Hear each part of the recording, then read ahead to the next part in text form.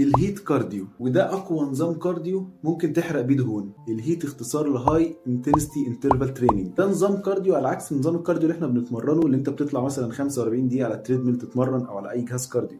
ده بتوصل فيه لاعلى مجهود ممكن توصل له في الكارديو لمده صغيره، وتريح مده في المقابل ضعفين او 3 اضعاف. يعني على سبيل المثال جهاز زي التريدميل ممكن تجري عليه لمده 15 او 20 ثانيه وتريح في المقابل دقيقه، بس ال 15 او 20 ثانيه اللي انت بتجري عليهم بتجري في اسرع سرعه ممكن توصل لها.